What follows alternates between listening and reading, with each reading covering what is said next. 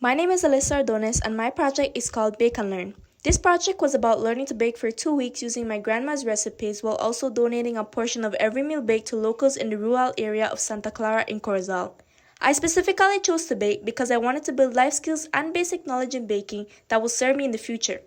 The experience also challenged me to be patient and learn from mistakes that occurred throughout the process, all while giving back to the community. I started day 1 by creating a list of ingredients that I needed for week 1 and headed to my local grocery store to purchase items such as raisins, baking soda, etc. before returning home with the items in hand. I began the Johnny cakes by adding 4 cups of flour to the bowl, 6 teaspoons of baking powder, 1 cup of shortening, a stick of butter, and I then began to mix with my hands until the mixture formed a soft, malleable dough, while also adding a few cups of milk throughout the process.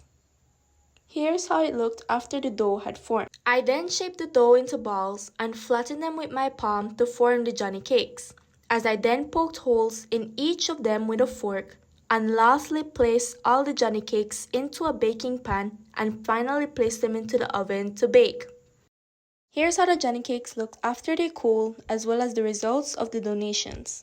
I started the carrot cake by adding 2 cups of flour into a bowl, 1.5 cups of brown sugar, 2 teaspoons of baking powder, 1 teaspoon of cinnamon, and 4 cups of shredded carrots, as well as 3 beaten eggs and 1 stick of melted butter. Before I mixed everything evenly and poured a can of evaporated milk and mixed the batter once more. I then poured the mixture into a baking pan and finally placed it into the oven to bake.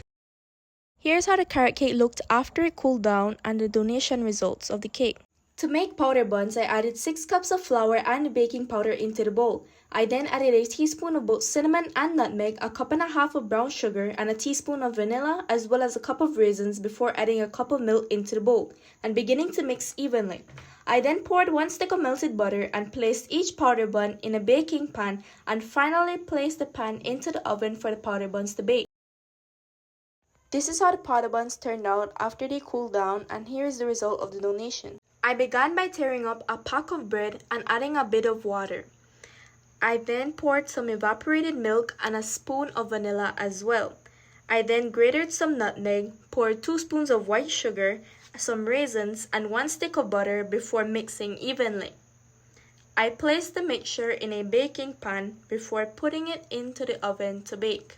Here are the results of the bread pudding after it cooled, as well as the results of the donation. I started week 2 by creating a list of items that I needed and headed to my local grocery store once more to purchase items such as tomato sauce, mozzarella cheese, and chocolate chips. I added 3 cups of flour, cinnamon, 1 teaspoon of baking powder and soda, 2 cups brown sugar, a teaspoon of nutmeg, and I mixed evenly before mashing 5 bananas in a bowl until they were completely smooth and mashed. I then poured it into the dry ingredients, added vanilla, 3 beaten eggs, and began mixing until evenly distributed once more, and finally poured the batter into a buttered baking pan and placed it into the oven. Here are the results of the banana cake, as well as the results of the donation made. I started by adding flour and brown sugar into the bowl, 2 sticks of butter, 1 cup of shortening, and yeast before I began to mix with my hands until it formed a soft dough. I then left it to rest with a cloth on top before rolling the dough into small loaves of bread.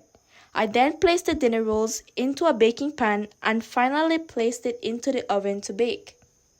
These were the dinner rolls after they cooled down, and these are the results of the donation. I added 2 cups of brown sugar, 3 cups of flour, and 2 sticks of butter into the container with 2 beaten eggs before mixing until it turned into a cookie dough. I then added vanilla, baking soda, and 2 cups of chocolate chips before mixing with my hands once more. I placed them into a pan and finally placed the cookies into the oven to bake. These are the cookies and the donation. I began the pizza by opening a can of tomato sauce, mushrooms, and pineapple and pouring them into bowls. I poked holes into the pita bread, spread tomato sauce, added pepperonis, mushrooms, pineapples, before finally placing cheese and placing the pizza into the oven. Here's the pizza after it baked and the donation. What I enjoyed most about this project was seeing the outcome of each recipe and the sense of accomplishment I felt after learning to bake pastries that I had never tried by myself before. I also really enjoyed tasting the results as well as sharing with locals and seeing how it brightens their day.